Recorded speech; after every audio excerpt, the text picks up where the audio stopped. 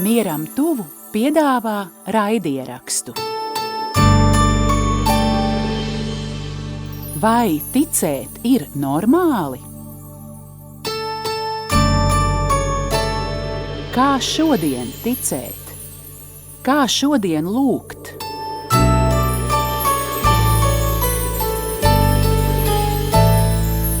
Mierīgas sarunas nemierīgajiem. Esiet sveicināti, mīļie, mieram tuvu draugi, kas mūs redzat, kas mūs dzirdat. Mierīgas sarunas nemierīgajiem.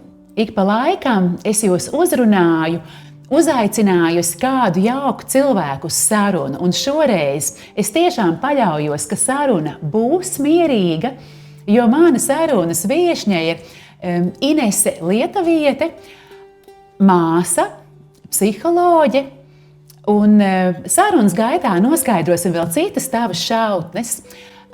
Mīļā Ines, liels paldies par atvēlēto laiku, ka mēs varam šodien tikties un aprunāties. Un es tad teikšu, kā mēs katoļi lieldienu laikā, Kristus ir augšām cēlies. Patiesi, augšām cēlies. Un tiešām liels prieks satikt tieši šajā laikā tevi. Tiešām paldies Dievam par šo brīnišķīgo laiku. Man jāatzīst, es vienmēr gaidu lieldienas, bet šogad īpaši. Un tā kā tiešām arī visa daba mums piespēlē, saule spīd, pa brīdim, brīžā, dažbrīd intensīvāk, dažbrīd caur mākoņiem, bet ir un pavasaris nāk un to lielo augsto, arī skaisto ziemu mēs esam aizvadījuši un arī gavēņu laiku esam aizvadījuši. Tā kā paldies Dievam! Māsa, ko tev pašai nozīmē lieldienas un augšām celšanās? Es domāju, tas tā izpratne par lieldienām mani aug katru gadu. Un es esmu tiešām ļoti pateicīga Dievam par šo gadu, un arī par Krustaceļu Vecrīgas ielās. Bija skaisti, vai ne? Ārkārtīgi, jā, un šeit ar katru gadu es aizvien vairāk piedzīvoju, cik ir svarīgi šie brīži, kur mēs viens otru arī sastopam, kā kristieši, mums svarīgākajā kodolā. Tas ir Jēzus Kristus, viņa nāve un viņa augšām celšanās. Un tā vienotības sajūta ir tiešām īpaša un šeit visam gadam piepildoša. Un to pašu laikam es arī varu teikt par šīm dienām, par lieldienu svētkiem, ka tas ir tāds ļoti kritisks brīdis, kurā kaut kas tiek no jauna mani atjaunots, es tā varētu teikt. Bet tas nāk ar katru gadu, var teikt, pilnīgi tā kā no jauna.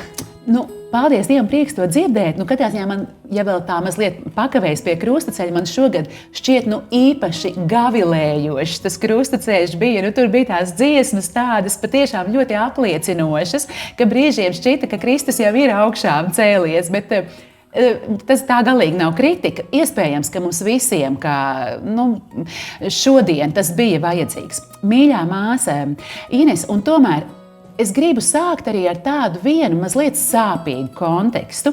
Es nezinu, kurā brīdī mīļie skatītāji, klausītāji mūs dzirdēs, mūs redzēs, bet tomēr man sirdī ir viena lieta, ko es gribu pateikt. Ka, diemžēl mēs ierakstam šo sarunu uzreiz pēc lieldienām, laikam pat 3. lieldienas šodien skaitās, ja? Un diemžēl vakar lieldienās izskanēja sižets par ļoti briesmīgu apsūdzību baznīcas priesterim, un es negribu nekādu verdiktu par šo situāciju, bet es gribu pateikt no savas sirds vienu lietu. Es pēc tam lasīju daudzus komentārus, tādas rūgtuma un tādas pat žults pilnas, kad tāda medus maize tiem, kam atklāts, ka riebjās baznīca. Kad mīļie cilvēki, nē, tā nav nekāda baznīcas norma, un man mazliet ir žēl, ka baznīca pati nav nākusi vēl klajā ar savu vārdu. Es ticu, ka varbūt arī teiks, un es arī paļaujos, ka baznīca ir kaut kāds nodoms, kāpēc neko nesaka. Bet šī patiešām nav nekāda norma. Vārdu sakot, tas, ko es vēlējos pateikt, ka ja tiešām kāds priesteris nodara pāri bērnam, tad viņš nav priesteris, bet viltvārdis un noziedznieks. Un tādā gadījumā šis cilvēks tiek izslēgts no baznīcas, un viņam baznīcā nav vietas. Lūk, Un savukārt, jo tur bija runas par to, ka man tur vispār nelaidiet bērnus uz baznīcu, tas ir bīstami un tam līdzīgi. Nekā tam līdzīga. Baznīca arī ir ļoti daudz ko darījusi. Ir jauni priekšraksti, ir jauni noteikumi, kā priesteris nedrīkst būt vienā telpā ar bērniem un tam līdzīgi. Vārdu sakot, es domāju, ka baznīca arī pati no savas puses par to vēl runās, bet es gribu iedrošināt, ka patiešām nebaidieties no baznīcas, bet tas ir vienmēr tā, ka tās neģēlīgās lietas, viņas spīd pa gabalu, un savukārt tās brīnišķīgās lietas, brīnišķīgie cilvēki, kuri kalpo, svētie cilvēki un tā tālāk, viņi vienkārši klusi un brīnišķīgi dzīvo savu dzīvi, un neviens par viņiem nedzird. Un, diemžēl, tā tumsa ir skaļāka par to gaismu. Bet man kaut kā bija sirdī, ka tas ir jāpasaka, jo tiešām arī paļaujoties, ka varbūt ir kaut kāds iemesls, kāpēc ir no baznīcas puses klusums, bet man bija sajūta, ka es to gribu pateikt, ka baznīca joprojām ir vieta, caur kuru Dievs darbojas, kur Dievs aicina cilvēkus, kur ir svēti aicinājumi, kur ir cilvēki, kas kalpo citiem. Un es to pati esmu pieredzējusi, un Inese, tu to esi pieredzējusi. Un tagad šo, kā saka, sāpīgo lapas pusi šķirām prom, un arī tiešām no sirds vēlot gan šai ģimenei svētību, gan tam visam procesam, lai tas beidzas. Un arī vēlot drosmi baznīcai iesaistīties arī no savas puses patiesības meklēšanā vienmēr. Jo tas ir skandāls, ka ir bijuši gadījumi, kur tiešām ir šie pedofīlijas gadījumi, un kur cilvēki nevis nosoda, nevis vienkārši skaļiem burtiem izraida šos cilvēkus no baznīcas un pasaka, tā ir neģēlība, tas ir noziegums, tam nav sakara ar priesterību, bet tādu cilvēku pārceļ uz citu draudzi. Mēs zinām, ka tā ir bijis. Un šis ir baznīcai, un baznīca to jau ir darījusi, ir nosodījusi, bet tas ir atkal un atkal jānosoda. Lūk, es ar to beidzu. Atvainojos, ka mazliet garš ievads, bet man to bija svarīgi pateikt. Mīļā māsa Inese, bet atgriežamies pie mierīgas sarunas. Un es šīs sarunas sāku pirms kaut kāda laika, noskatījusies filmu Baltais helikopters. Un tur ir epizode, kur pāvesta Benedikta 16. sekretārs, pats būdams augsts garīdznieks, un viņi sarunājas, un pēkšņi viņš pāvestam saka, bet kā jūs ticat, kā jūs lūdzat? Un es sapratu, viņam arī vajag tos ticības stiprinājumu kaut kādā brīdī. Un es sapratu, tiešām mums visiem vajag. Un kādā brīdī mēs vienmēr esam tā kā virsotnē tajā ticībā. Un citreiz mēs gribam to stiprinājumu. Un tad bet es pa brīdim uzaicināšu uz šādu sarunu dažādus cilvēkus. Un interesanti, mēs sākām šo sēriju ar māsu Stefanu, arī Dievam veltītu brīnišķīgu māsu. Un šodien, paldies, esi tu. Un tu esi arī cilvēks, kas esi saņēmis Dieva aicinājumu veltīt visu dzīvi viņam un atbildējis drosmīgi jā. Un es zinu, ka tas ir ļoti privāti, bet vai es tev varu palūgt tajā, cik tu vēlies un cik tu esi gatava padalīties. Kā tas notiek šodien, 21. gadsimtā, labi, tad bija vēl 20. gadsimta beigas, kad Dievs uzrunā cilvēku un saka, seko man, dod man visu, esi mana. Paldies, Aija, par tavu jautājumu. Un mazliet vēl atgriežoties solīti pie tā, ko tu teici par šo ļoti smago situāciju, ko mēs dzirdējām ar šo ziņu, un arī par to, ka baznīca klusē. Es tomēr ļoti priecājos, ka tu to runā šeit, un šajā brīdī es saprotu arī to, ka mēs esam baznīca. Tu esi baznīca, un es esmu baznīca.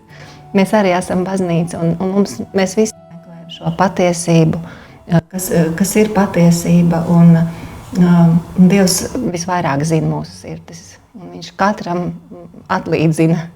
Un tāpēc ir ļoti būtiski mums šķiet šobrīd uzticēt visus, kas ir cietuši Dievam, Dieva žēlsirdībai un tiem, kas turpina ciest. Dievs zina, kā ir patiesība. Bet mēs kā baznīca arī tieši, liekas, tikai vienīgi kā kopiena varam atklāt Kristu. Tas ir tik neparasti, ka tas tiešām nav individuāls ceļš. Un gan pāvesta sekretāram, gan man. Un jebkuram, vai ne? Vajag kādu citu, kurš pavēsta šo lieldienu vēsti. Vai Tiešām, jā, un ka šī lieldienu vēsts var būt tikpat dzīva kā pirms 2000 gadu, tikai pateicoties šai kopībai. Tam, ka mēs esam brāļu māsas, un Sātans vienmēr šķels. Tas arī ir tas, kā viņš rīkojas vienmēr ar savām nepatiesībām un duļķošanu. Bet atgriežoties pie mana aicinājuma, protams, tas arī nav nekas tāds, kas toreiz, kad tas ar mani sāka notikt, man jau likās, ka tas ir tāds kaut kāds manis saņemtā gaisma. Bet es tagad pēc jau 25 gadiem, bet vairāk redzu, cik daudz tur ir bijusi kopiena, cik daudz ir cilvēki. Es pati nāku no ģimenes, kas nebija kristieši. Mēs negājām svētkos uz baznīcu, kaut gan mani vecāki ir kristīti, mana mamma ir katole. Bet tie bija komunisma laiki, un es pati nebiju kristīta līdz 10 gadu vecumam, kad mammas māsa laukos Latgalē. Tomēr saprata, ka jākrista. Kārtībai jābūt, kā teica mans tētis vienmēr. Jā. Bet viņa atkal bija mana vismīļākā tante. Vismīļākais cilvēks, var teikt, kurš mums ļoti, ļoti lutināja, viņai nebija savu bērnu. Un tad man šķiet, ka tā kristīgā vēsts viņa var ienākt tikai caur mīlestību. Viņa mani aizveda toreiz uz Rudzātu baznīcu, un pie šīs baznīcas bija vēl tāds klosteru māsiņas. Nabadzīgā bērna Jēzus māsas, pēdējās, kas tur vēl tajā draudzē bija komunisma laikā izturējušas, un viņas nevarēja vēl tajā laikā staigāt tā ļoti habitos, publiski, bet viņas bija ļoti mīlētas tajā vietā. Un es atceros, ka viņas audzēja dažādus stādus, pie viņām varēja tomātiņas nopirkt pavasarī. Svētie tomātiņi. Jā, tas viss ciemats, tur saucam mosiņas. Un šīs mosiņas man iedeva mazu katehismu, kas bija izdots 1940, neatceros kurā gadā, latgaļu valodā. Neteikšu vecajā drukā, bet es latgaliski iemācījos visas lūkšanas, kaut gan ikdienā es nerunāju latgaliski. Un tā bija mana, var teikt, katehēze tajā tālajā gadā.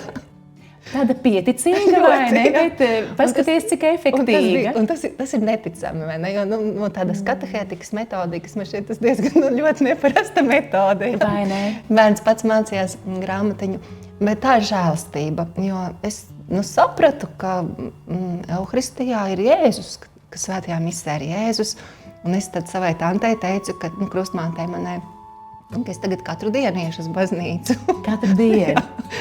Jo tur ir Jēzus, un viņa teica, nevajag svētdienās tikai. Ja viņa jau bija kārtīgs katolis. Katolis svētdienās jāiet, kāpēc katru dienu? Vai ne? Bet es atceros tādu to sākumu manam ceļam. Un tad, protams, ļoti daudz, kas bija pateicoties tādiem brīnišķīgiem lieciniekiem. Vēlāk Madonas draudzē bija Zenta Vizule. Es atceros Zentiņu. Jā, tas bija cilvēks, man liekas, no kura paša staroja tāda dieva mīlestība. Un arī, man šķiet, Svēto Francisku es iepazinu tikai caur Zentu Vizuli un viņas šīm attieksmēm pret mums. Un varbūt, ka es neatceros neko daudz no svētdienas skolas kaut kādiem tekstiem, bet tā mīlestība, tas ir, man liekas, tas vērtīgākais, ko bērns var saņemt. Viņš redz tajā cilvēkā dievu. Un tad daudz man deva arī svētceļojumi uz Aglonu. Un šeit es esmu ārkārtīgi pateicīga saviem vecākiem, kas mamma toreiz vēl nebija tik ļoti baznīcā iesaistījusies, vēlāk viņa pievērsās. Baznīcas tieši ļoti tagad ir ticīgāka par mani, bet toreiz nē, bet mani vecāki man ļāva. Viņi tā ļoti uzticējās un ļāva man iet, un par to es esmu ļoti pateicīga par šo tādu brīvību. Un tad svētceļojumā arī es biju iepazinusies ar kādu puisi, un viņš man iedeva grāmatu par mazo svēto Terēzi. Teica, ka ļoti laba grāmata, kas viņa bija tikko iznākusi. Pirmā no tādām garīgajām grāmatām toreiz Latvijā ar bīskapas Loskāna ievadu. Kāds dvēseles stāsts? Jā, kāds dvēseles stāsts ar bīskapas Loskāna bildi. Mums uzreiz tāds svēto klātbūtni. Jā, tev uzreiz jau ceļa biedri. Es lasu šo grāmatu un es jūtu, ka šī grāmata būs kaut kas ļoti svarīgs manā dzīvē. To es uzreiz sajūtu. Bet nenojautu tādu lietu, ka lasot tālāk, es vienkārši, man tas tik ļoti fascinēja, tas klosteris un tās Terēzītes ilgas iestāties klosterī, un kā viņi tur ilgojās, un pāvestam lūdzu atļauju. Un tas man pilnīgi atvēra kaut kādu citu pasauli, jo man šķiet, ka es nebiju īsti pat nojautus, ka kaut kāds klosteris kaut kāds reāls vai ne, kaut kas tāds. Un tad, es varbūt pazinu jaunos semināristus caur svētceļojumu. Es vienmēr brīnījos par viņiem, kā viņi varēja tā visu atstāt un neaprecēties, un tik jauki puiši. Un man pat viņu tāds dzīves veids saistīja, pat likās, ka gribās viņus vairāk iepazīt. Ja, kaut kā. Bet tad tajā brīdī, kad es lasīju šo grāmatu, manī bija tāda doma izšāvās caur manu galvu. Un kā būtu, ja tu būtu klostermāsa? Jā. Es domāju, man bija kādi 13 gadi toreiz. 13 gados.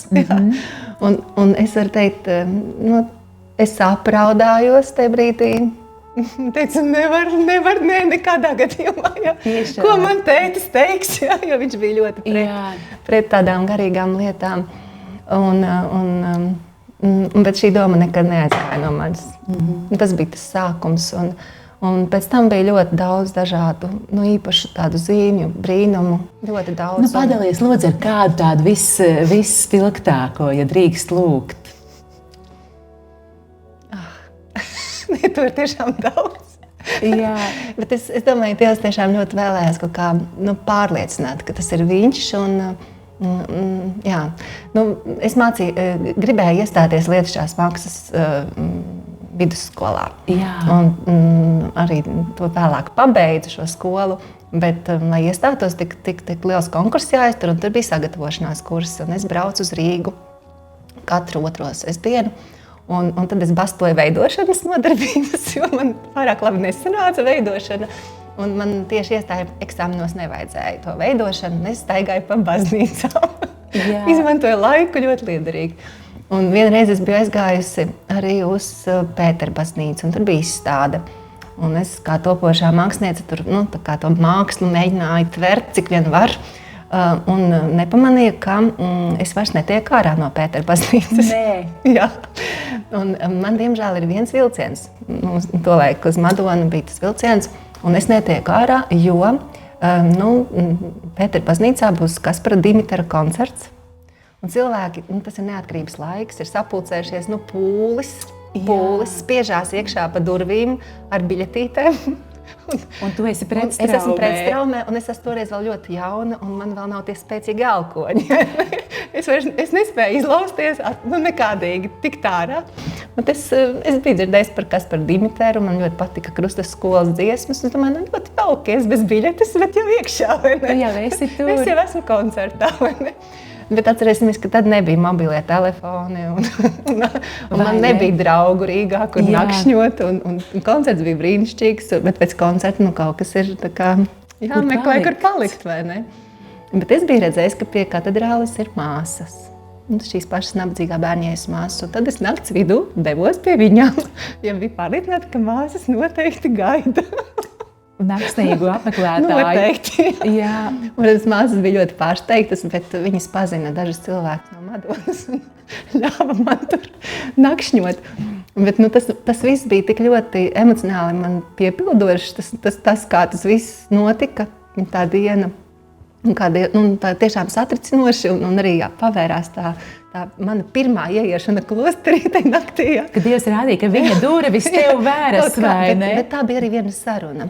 Tā bija saruna ar kādu māsu, kas bija postulātā, un mēs dzērām tēju, un viņa man teica, vai tev arī gadījumā nav tāds aicinājums, vai Dievs arī tevi neaicina? Es teicu, ka varbūt kā aicina, bet man bail, ko tētis teiks. Vaļsirdīgi. Jā, un viņa teica, ka kad tas būs Dieva aicinājums, tad tev nebūs bailes. Un tad tajā naktī es atceros, ka es sapratu, ka man vairs nav bailes. Cik skaisti. Jā, un tas bija adventa 2. svētdiena, un tad es atceros, ka es biju, tiešām biju, man liekas, tieši Katoļu ģimnāzijas kapelā. Un tur es atdevu savu dzīvi Jēzum. Un kopš tā laika es zinu, ka Tas ir tas aicinājuma brīdis, un es esmu Dievam ļoti pateicīga. Es nezināju vēl, kurš klosteris, bet tur ir savs stāsts arī. Paldies, ka tu padalījies, bet tas ir tieši tas, ko es tev vēlējos jautāt, jo es nezināju, vai tev tā kā konkrēta kopiena uzrunāja, vai tev uzrunāja vispār šis ceļš, ka veltīt savu dzīvi Dievam? Lūk, jo šo ceļu un garīgo ģimeņu ir tik daudz. Kā tieši māsas kalpones? Tam es piegāju ļoti pragmatiski šim jautājumam. Tu pētīji, kādas ir iespējas? Tas bija mans plāns. Jā. Es biju beidzot iestājusies Lietuvas mākslas koledžā un nospriedu. Man ir 5 gadi, tur jāmācās, tā bija toreiz koledža. Un pa tiem 5 gadiem es varēšu izpētīt ļoti rūpīgi visus Rīgas klosterus un izvērtēt. Kāds ir piedāvājums? Un izlemt par vislabāko. Jā. Protams, un es biju, dažas māsas jau tā kā zināju, pazinu arī māsas, Ķīpseles māsas, īpaši māsu Inesīti, jo mēs bijām svētceļojumā gājušas un es zināju, ka viņa ir māsa bez habita. Un tas man nedaudz tā kā nepatika, jo man vairāk tie habiti patika toreiz. Jā. Proti, klostera tērps. Tieši kaut kas tāds, jā. Bet tāpat laikā viņā bija kaut kāds tādu uguns, un tā Ķīpsele man asociējās ar kaut ko tādu īpašu, kad notiek tur tās svētceļnieku tikšanās. Es nekad līdz tai Ķīpselē netiku, jo tur bija liels vējš uz Vanšu tilta, un man bija bailīgi tur tālāk iet. Cik kolosāls arguments, kāpēc netika līdz Ķīpselē? Tā es par to Ķīpseli biju dzirdējusi, bet tas klosters vēl man nebija tā kā atklājies. Bet māsu Ines es pazinu. Un vienlaikus arī bija tādas, un tad bija viena svētdiena, kad es biju atbraukusi jau uz Rīgu, Lietišķajos dzīvoju kopmītnēs un devos uz Sāpju Dievmātes baznīcu. Tieši tā bija Sāpju Dievmātes svētku diena, bet svētdienā iekrita 15. septembris, kā tagad atceros. Un tur svētajā misē priekšā es redzēju, ka ir māsa Inese atnākusi uz svēto misi. Un tad mēs izgājām ārā no baznīcas un bija sācies milzīgs lietus. Un mēs gājām uz pieturu, es domāju, doties atpakaļ uz kopmītnēm. Un māsa Ines man paņēma zem lietus sarga. Tā cilvēcīgi. Un tajā brīdī es sajūtu, ka es laikam gribu būt tāda māsa, kas var paņemt. Kas zem lietus sarga. Var paņemt zem lietus sarga. Jo es biju daudz domājusi. Man ļoti pievilka gan mazā Terēze, Karmels. Mani ļoti uzrunāja arī māte Terēze ar tādu absolūtu radikālu dzīvi, nabadzībā uz ielas. Ja? Tur ļoti tādi, var teikt, tie kontrasti manā galvā bija tik lieli. Ja? Un tagad es nevaru izlemt, kura Terēze ir svētāka. Ja? Tad vienkārši viena māsa tev paņēma zem lietus sarga. Tur jau arī tas uzrunāja Dievmātes tāda klātbūtne, jo mēs esam māsas kalpones, bezvainīgās visvētākās jaunums Marijas māsas kalpones. Un Marija teica, lūk, es esmu kunga kalpone. Un tad man likās, tas ir tāds, būt kā Marijai. Tas ir varbūt tāds ceļš, kas ir, varbūt, ka jāiet šis ceļš. Jā. Es domāju, tā bija Marijas izvēle, jo kaut kā dziļi iekšēji man nebija nekā cita skaidrāka, kā tas, ka Dievmāte ir kunga kalpone, viņa dzīvo Nāceretē, apslēptībā, ka var iet šo ceļu. Ja es nevaru izvēlēties starp Terēzēm, tad izvēlēsies Mariju. Jā, un tad mēs zem tā lietus sarga devāmies līdz tai pieturai, un vairs tad es nebraucu uz Kojām, bet uz Ķīpseli. Saprot.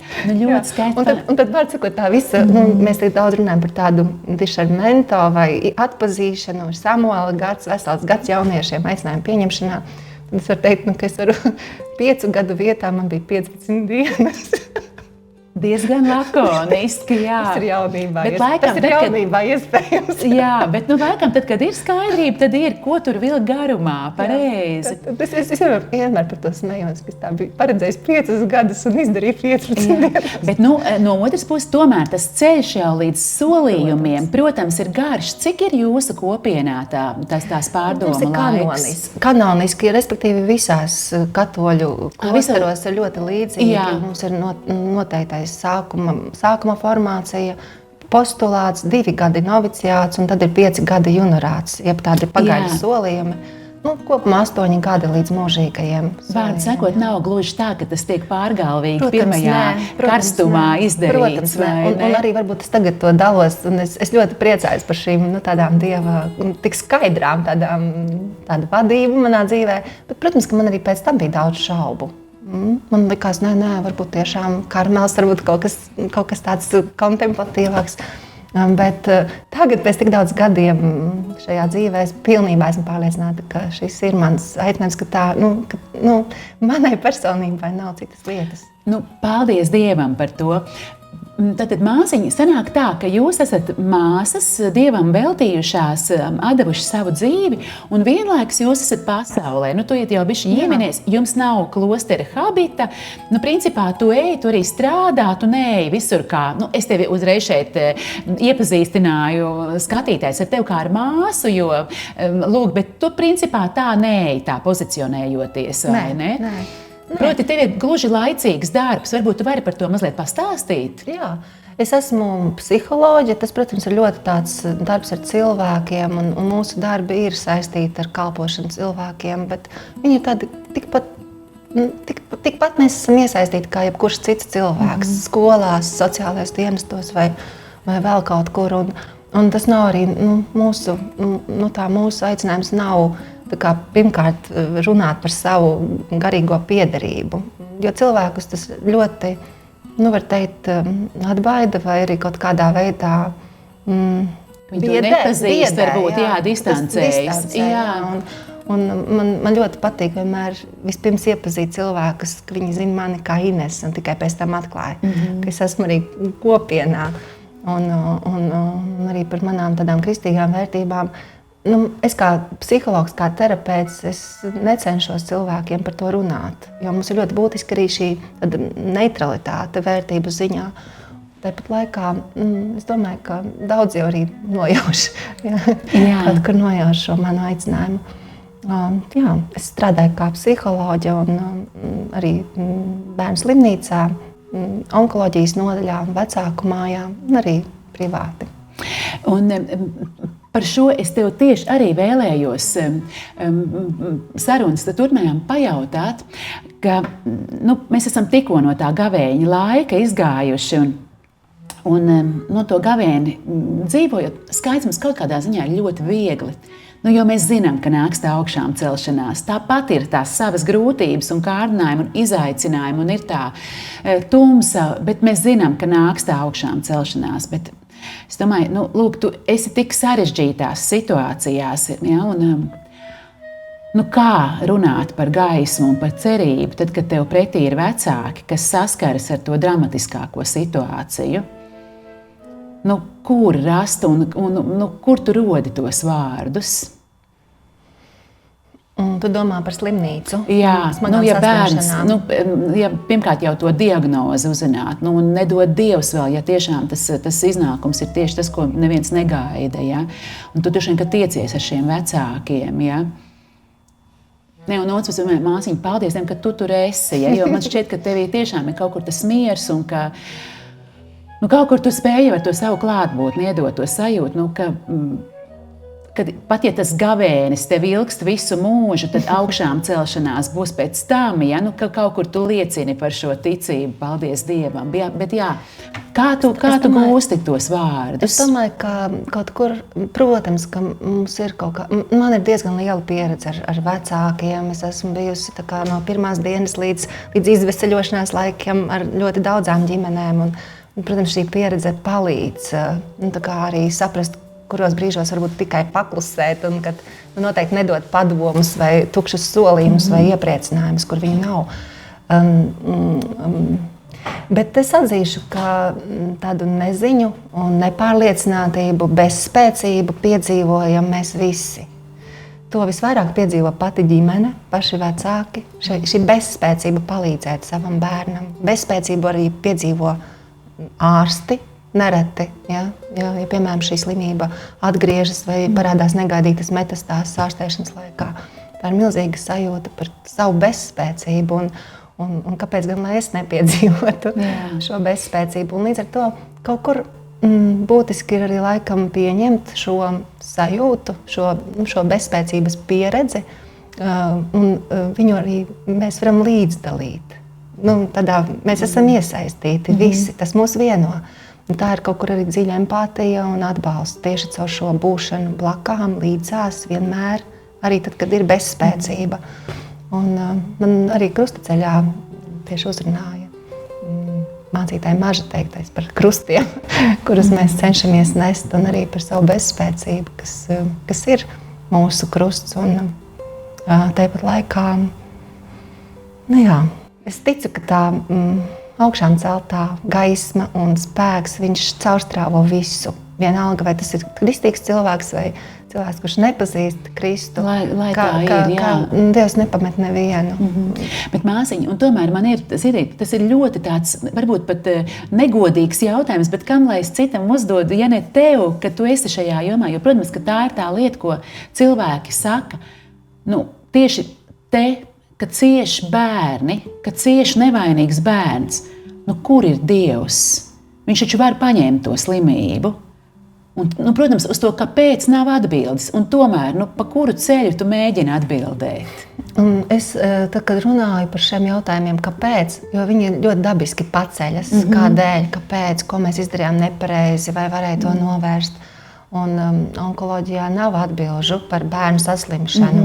Augstākais mēs varam runāt par DNS, dažādiem kombinācijām vai kaut kādām tiešām varbūt nākotnes precīzijas medicīnas sniegs kādas atbildes, bet tas ir tikai un vienīgi gēnu līmenī. Nav citu iemeslu, kāpēc notiek šī saslimšana bērniem. Nav vides faktoru vai ne stress, nekas tam līdzīgs, kas varbūt pieaugušā vecumā mēs varam tur daudz par to interpretēt. Kurš bija vainīgs. Ja? Bet bērniem es uzskatu, ka tas ir pilnīgi tāds tiešām liels šoks un neizskaidrojama lieta vecākiem un visiem, kas ir iesaistīti un turpinās zinātniskās konferences, un neviens nav atbildējis uz šo jautājumu, kāpēc rodas onkoloģiskas saslimšanas maziem bērniem. Tikai šos gēnu līmenī to var skaidrot. Un līdz ar to es vienmēr aicinu vecākus nejautāt, kāpēc. Tam jautājumiem nav īsti atbilžu. Ka tas nav auglīgi. Tas nav auglīgi nevienam. Ja? Nevienam. Un tur nepalīdz neviena arī teoloģija vai filozofija vai nezinu, kas vēl. Ja? Lai skaidrotu, kāpēc tas notika ar mūsu bērnu, ko mēs izdarījām nepareizi. Jo varbūt vieglāk būtu apstāties un nejautāt šo jautājumu vispār.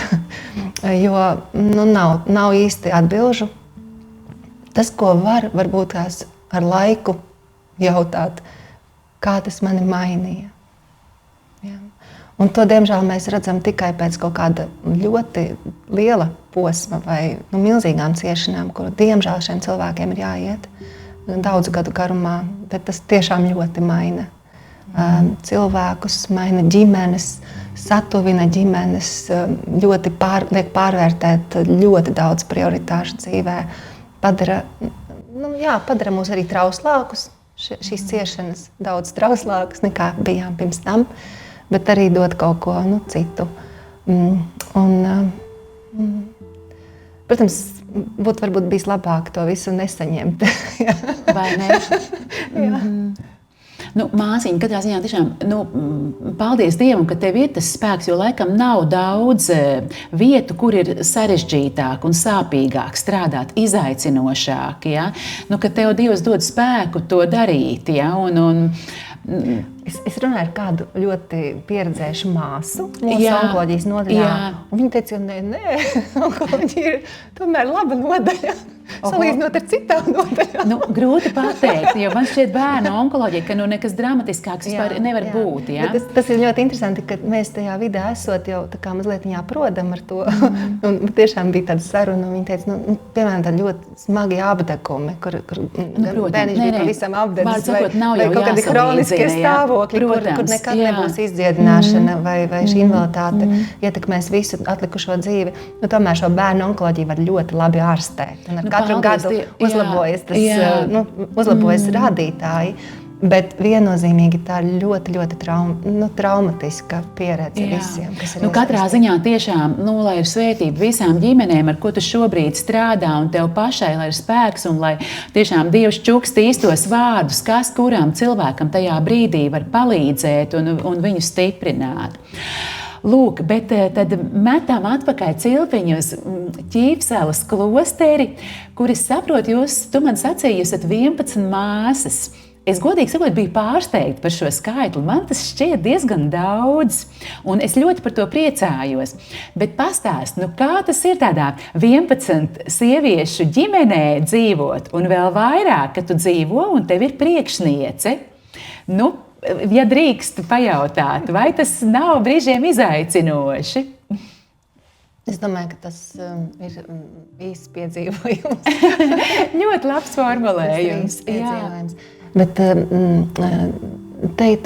es domāju, var tam kaut kādā, protams, ka mēs visas esam Dieva aicinātas. Dievs mūs ir kaut kādā īpašā, katram neatkārtojamā veidā saucis, un man nav pamata apšaubīt, ka kādu nav saucis. Vai ne? Dievs to ir vēlējies. Un varbūt tādā ticības skatījumā uz to es raugos. Un otrkārt, es domāju, ka tā ir milzīga dāvana. Arī tā ļoti sarežģītā varbūt vieta, kas ir kopiena. Jo tikai kopienā var reāli ieraudzīt, kas tu pats esi, kas tevī notiek. Un bez tā es dzīvotu absolūtās ilūzijās par sevi. Jā. Jo, zini, kā saka, ka ģimeni neizvēlas, tad šo garīgo ģimeni pavisam neizvēlas, vai ne? Un tas ir tāds skaists simbols baznīcai. Arī baznīca nav perfekta, vai ne? Mēs esam tiešām grēcinieki, bet ar ilgām būt svēti, ja? Pirmkārt, mēs visi esam Dievu mīlēti. Un varbūt jo trauslāka ir šī struktūra vai lielāka tā mūsu cilvēciskais vājums. Fons. Jā, tas vēl vairāk var redzēt, cik ļoti Dievs tajā visā vada, ja? Šo vada baznīcu, vada kopienu, vada mūs katru. Un ja es ļauju viņam mani vadīt, viņš katru situāciju izmantos par kaut ko ļoti auglīgu. Arī grūtās situācijas. Vai ne? Katrā ziņā jau tad sanāk vairāk nekā 20 gadu, tev mājas ir klosteris. Es eju uz mājām, tas nozīmē, tu dodies uz klosteri, vai ne? Varbūt mazliet tā, ieskicē, kāda ir dzīve klosterī. Varbūt kādam, kurš klausās, skatās, viņa dzīvo klosterī. Kā tas ir? Droši vien, ka jāaicina ciemos. Jo tas ir iespējams, vai ne? Jo mums ir arī, katrs var nākt svētdienās uz mūsu dievkalpojumu, svēto misi 3:00 pēcpusdienā. Un reizēm tad arī tie mīti par to vietu mazinās, jo šeit mēs daudz dzīvojam tādās, es nezinu, varbūt augstākais mūzikas skaņu filmas ietekmē. Šo māsu visi zina, vai ne? Jā. Kaut kas tāds. Velna kalpos arī bija tur tāda ļoti efektīga mūķene, vai ne? Kaut kā tāds priekšstats, droši vien ar šo vārdu asociēs, bet tā ir tāda patiesībā ļoti vienkārša dzīve, ko veido arī mūsu dienas kārtība. Lai kas, bet klosterī ir šī dienas kārtība, un tas ļoti palīdz saglabāt to iekšējo kārtību. Kaut gan varbūt no malas tas izskatās kā arī kā rutīna, kā kaut kāds pienākums. Ja?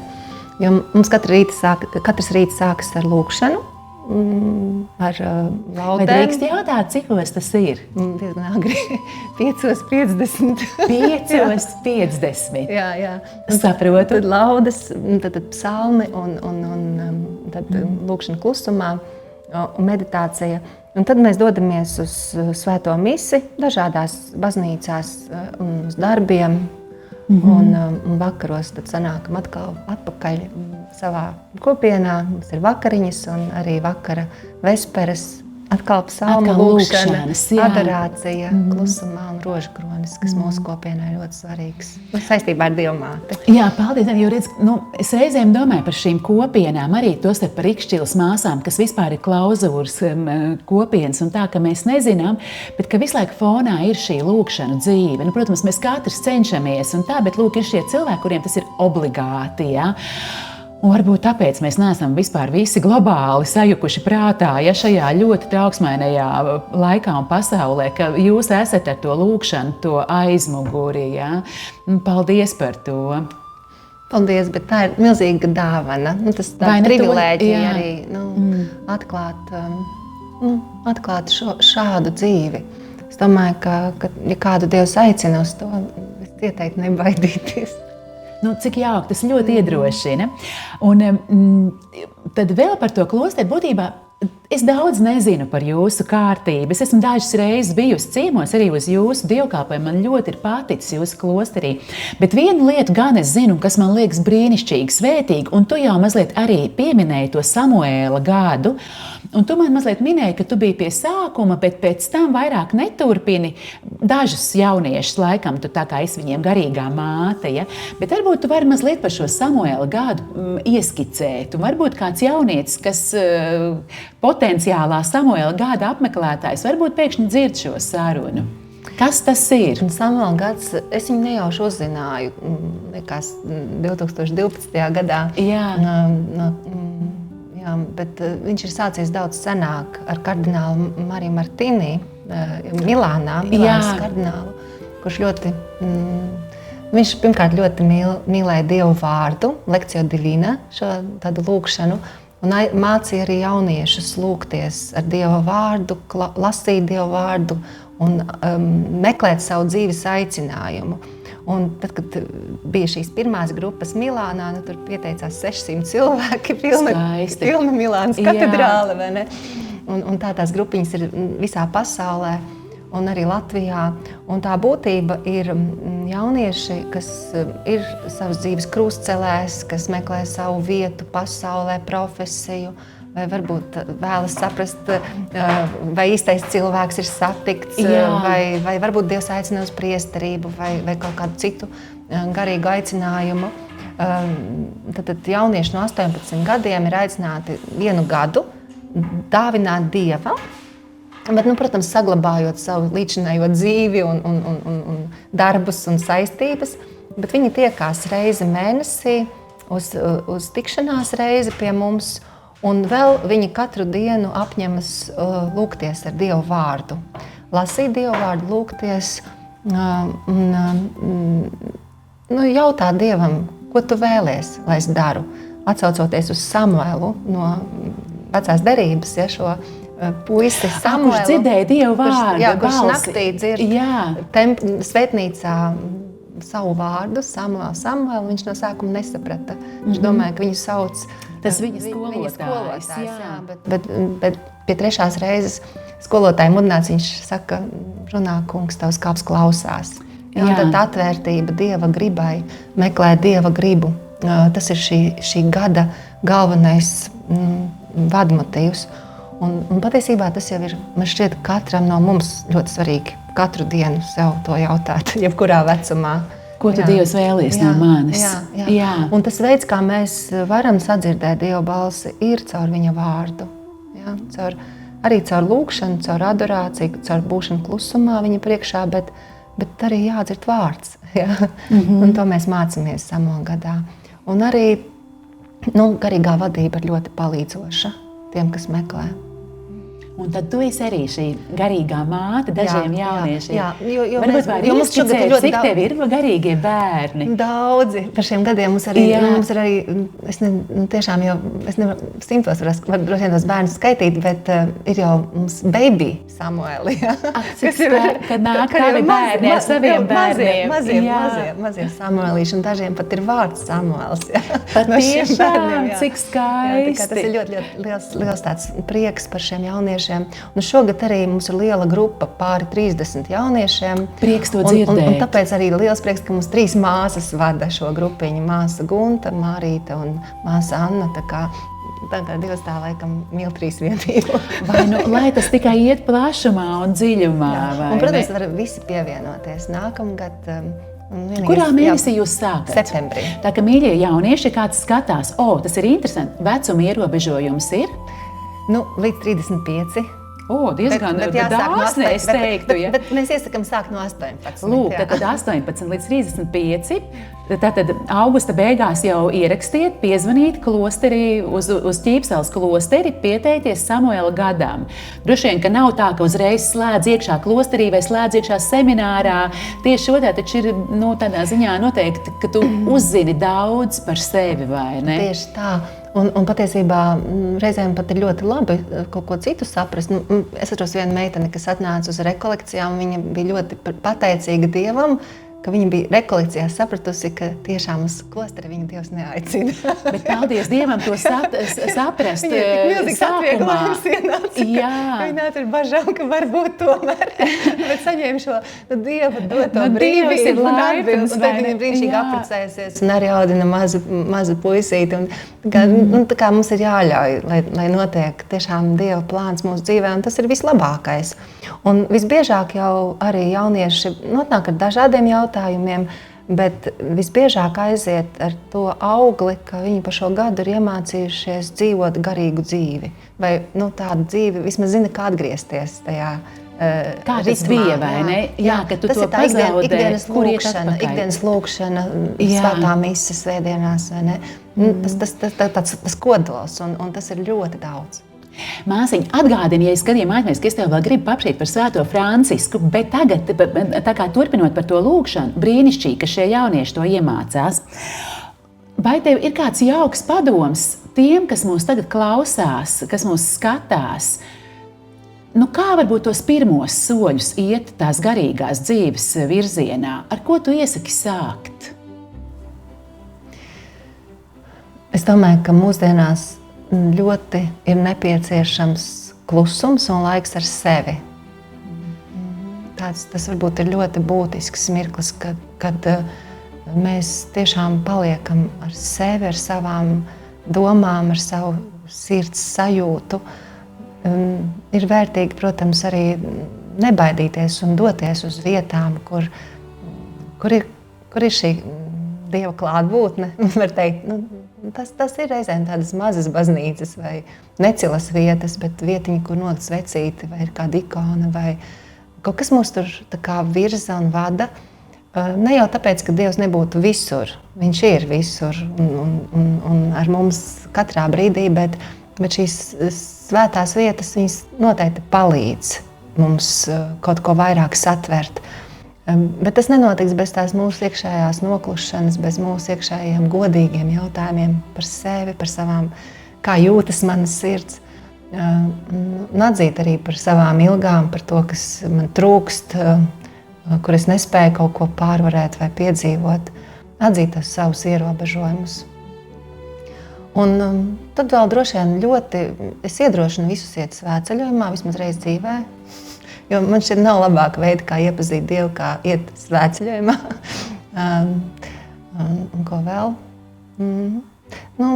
Noteikti atvērt grāmatu, kas saucas Bībele.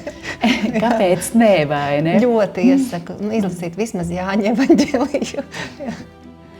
Jā, un es domāju, ka noteikti arī nav slikts padoms, tomēr arī stiprināties pie lieciniekiem, un paldies Dievam gan par jūsu kopienu, gan par citiem Dievam veltītajiem cilvēkiem, ka tiešām Dievs caur jums darbojas, jo skaidrs, jūs esat viņam tuvu un viņš visus mīl, bet es domāju, ka par jums viņš ir jo īpaši sajūsmā, par šiem drosmīgajiem, jā. Mīļā māsīņa, mums bija tikko jubilejas gads, cerības gads, un šogad pāvests Leons ir izsludinājis Franciska 800 gadu kopš viņa piedzimšanas debesīm. Svēto Francisku visi kaut vai pausu galam ir dzirdējuši, bet tas taču ir arī jūsu kopienas patrons, jūsu svētais aizbildnis. Tā kā no vienas puses Marija, no otras puses Francisks. Jā, mums ir Franciska regula kā pamats mūsu konstitūcijai. Jā, varbūt tādu mazu reklāmu, kāpēc šodienas cilvēkam iepazīt Svēto Francisku?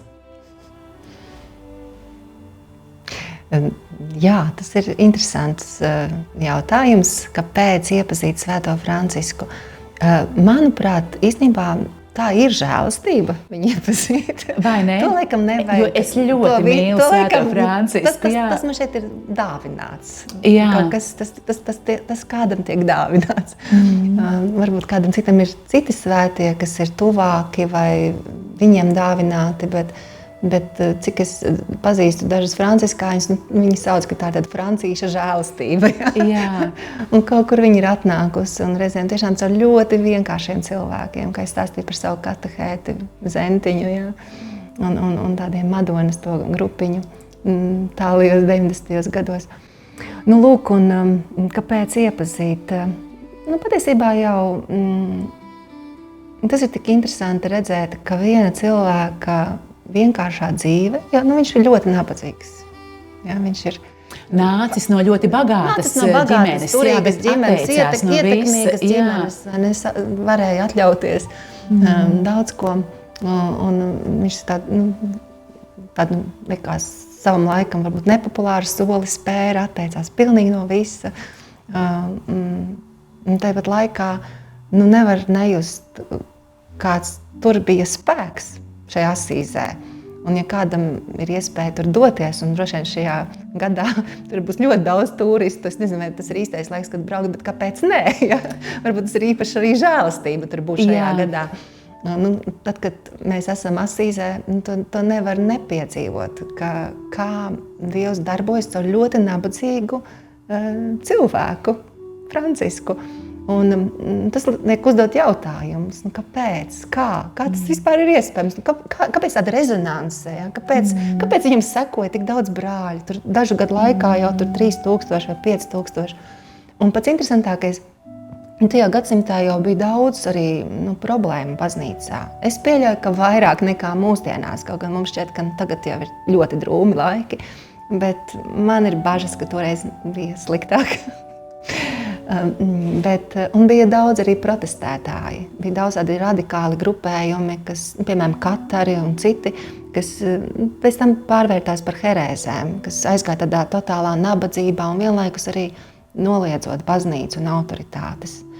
Franciskam, absolūti, viņam ir tieši tas pretējs virziens, ka viņš ciena priesterus tikai tāpēc, ka viņam ir šis, viņš saka, Es cienu visnabadzīgāko priesteri tādēļ, ka viņam ir šī svētība mums dāvāt Kristus miesu un asinis. Un es šajā pasaulē, saka Francisks, nekur citur ar savām miesas acīm neredzu neko no Kristus, kā tikai Euharistijā. Un šī cieņa pret baznīcu, pret pāvestu, pret tādu, to netveramo baznīcas aspektu, neraugoties uz visiem tiem redzamajiem trūkumiem, man liekas, tas padara viņu īpaši lielu zīmi arī sašķeltībai, kas ir mūsdienās. Un tā viņa nabadzība un absolūtā pazemība bija tas veids, kā viņš varēja nest mieru. Viņš nevienu nekonkurēja, viņš nevienu tur necentās pārliecināt. Ja? Un tas ir viņa absolūtais tāds šarms. Tā tas ir. Un, ja es vēl drīkst no savas puses pielikt, ka laikam tiešām tā viņa tāda kaislīgā mīlestība pret Dievu, ja, ka tiešām tu vienkārši tev neko nevajag, ja tev ir Dievs, un tie tik lieli vārdi, un tad, kad ir kāds, kurš to tiešām īsteno ar savu dzīvi, tad tas ļoti pārliecina. Un arī otrs, ko saka, jā, par tām baznīcas problēmām. Bet tas ir tas, ka tur vienmēr ir tas dievišķais, tas lielais, gaišais, tā Dieva gaisma klātesošs. Un tas cilvēcīgais, kur tas cilvēka grēks ienes to tumsu. Un ka tas Francisks redz cauri tiem visiem trūkumiem vienmēr to dievišķo. Ja? Un viņš par spīti tiem trūkumiem, bet to dievišķo viņš mīl tajā baznīcā, priesterī, pāvestā. Paldies Dievam, vārds sakot par Francisku, un šogad ir jubilejas gads, un es saprotu, ka tu arī strādā pie izdevumu, ko mēs ļoti gaidām. Cerams, būs jau uz Aglonas svētkiem, bet ja ne uz oktobri, arī ja nepaspēsim, kaut vai līdz gada beigām, bet kādreiz, bet ļoti gaidām šos Franciska rakstus, vai ne? Tur strādā daudz cilvēki, kas jau iepriekš arī gadiem kaut ko mēģinājuši tulkot, bet, protams, ka ir ļoti būtiski censties nākt pie paša avota un precīzāk vērsties tieši pie tā oriģinālā skanējuma. Jā. Jo patiešām šiem rakstiem ir īpašs spēks, ka var redzēt, kā tas ir oriģinālā, cik tas ir radikāli, un ka patiesībā gadsimtos reizēm pat ir mīkstināts šis tas no tā, ko Francisks cik viņš ir skaidrs. Ļoti tiešām arī es pati gaidu un lasīsim, un lai Francisks tiešām mūs turpina iedvesmot. Mīļā Inese, vai tev ir sirdī vēl kaut kas, ko tu domā, to es gan ļoti gribu pateikt par Dievu, vai par ticību, vai par lūkšanu?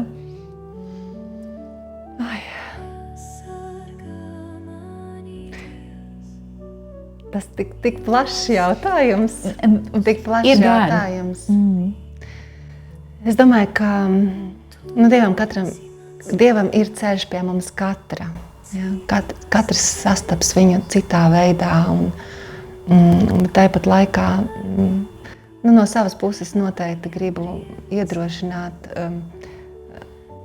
nebaidīties no Dieva, viņa žēlsirdības. Tagad arī žēlsirdības svētki tuvojas, un tā ir īpaša atklāsme mūsu gadsimtam. Jēzus žēlsirdība, viņa sirds, kas mīl cilvēkus katru.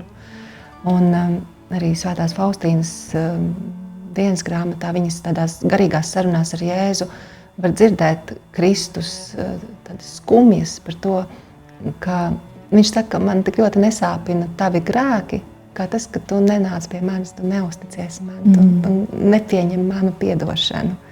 Ja, un man šķiet, ka tā ir tāda milzīga sāpe, ko piedzīvo katrs, kurš kādu mīl. Ja? Ja tas, kuru tu mīli, nekādā veidā nereaģē uz tavu mīlestību. Un, ja man kaut kas jāpasaka par Dievu, tad es tikai to varu pateikt. Viņš ļoti mūs mīl, un tu vari atvērt savu sirdi viņam. Tas droši vien arī tas svarīgākais. Liels paldies tev, mīļā māsiņa. Vārdu sakot, es vienmēr paņemu kaut ko līdzi, lai pateiktos. Tiešām man tas bija liels prieks, un es ceru, ka vēl kādam bija prieks tevi dzirdēt. Tu esi māksliniecisks sirds, un mums ir taču arī saistība ar mākslu. Starp citu, es izmantošu arī gadījumu neslēptai reklāmai, vai ne? Šīs bildītes mēs esam izdevuši. Tie ir mākslas darbi, kas ir piedalījušies Mieram tuvu izsolēs līdz šim. Un, protams, arī šogad, starp citu, kad mums ir 20. gads Solidaritātes fondam, vispār netices, būs atkal izsoli, mīļie draugi. Jau, kā saka, atzīmējiet septembra 2. nedēļa izsolīta būs. Bet šādas skaistas bildītes, kad kaut ko pērk mūsu internetu veikalā, var pielikt klāt un tad vai nu sev uzrakstīt kādu sveicienu vai kādam citam, bet tevis tās dāvina gan jau saimniecībā noderēs. Tad runājot par Franciska rakstiem. Tieši Svētā Franciska bieži lietotā svētība. Svētības vārdi, jā. Lai kungs tevi svētī un lai tevi sargā, lai kungs dara gaišu savu vaigu pār tevi un lai ir tev žēlīgs. Lai kungs pievērš tev savu vaigu un lai dāvā tev mieru. Lai tas attiecas uz mums visiem, vai ne? Paldies. Turpinot apdāvināšanos un Svēto Francisku, šī bija pirmā grāmata, ko mēs izdevām ārpus Mieram tuvu. Kristiāns Bobēns, Visu zemais. Šīs grāmatas vairs nav, mums ir daži eksemplāri, bet man likās, pat ja tev viņa ir, tev noteikti būs prātā kāds cilvēks, kam to uzdāvināt. Viņa ir fantastiska grāmata. Jā, man arī viena no mīļākajām, tiešām burvīgs stāsts, vai ne? Lūk, un tad arī atsoties uz tavu pēdējo sveicienu skatītājiem, Dievs var vienīgi mīlēt un brīnišķīgais brālītis Rožē, lai tevi arī stiprina. Un tad mūsu tāds pēdējais bestsellers un arī grāmata, kas man pašai likās, tiešām liels pagodinājums un prieks, ka mēs to varējām izdot, un arī tādu cilpiņu uz raidījumu sākumu, ka tiešām, tā kā tu teici, mēs jau esam tā baznīca, mums ir pašiem jālepojas, jo, žēl par visām tām lietām, ko cilvēki Dieva vārdā, diemžēl, dara neģēlīgas. Lai Dievs mums par to piedod, bet vienlaikus iepazīstam, mācamies par to skaisto, par to lielisko, par visām labajām lietām, ko pasaule ir dabūjusi cauri baznīcu.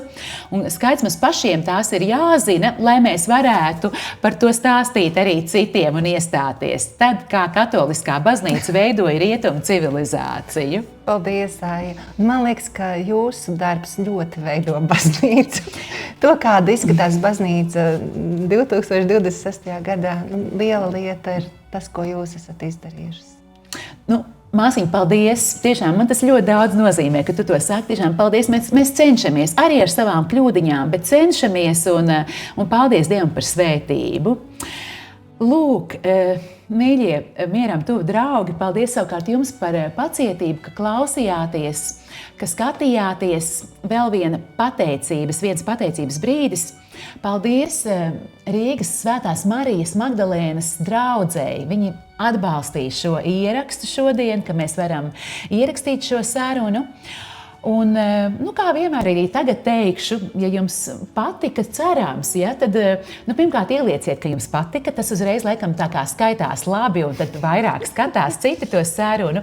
Jūs varat arī abonēt šo Mieram tuvu kanālu, ja tas mums arī būs tāds liels kompliments. Un, protams, ja kādam ir sirdī, ka viņš gribētu ar kādu atbalstiņu atbalstīt šo visu ieceri, arī ieliksim linku, kur tas ir iespējams. Ļoti skaistu jums šo lieldienu laiku, lai tiešām Kristus augšām ceļas visā tajā, kuru mūsu dzīvē tā augšām celšanās ir vajadzīga, lai mīlestība augšām ceļas tur, kur tas mums vēl trūkst. Paldies, un es ceru, ka atkal saredzēsimies, sadzirdēsimies kādā citā reizē.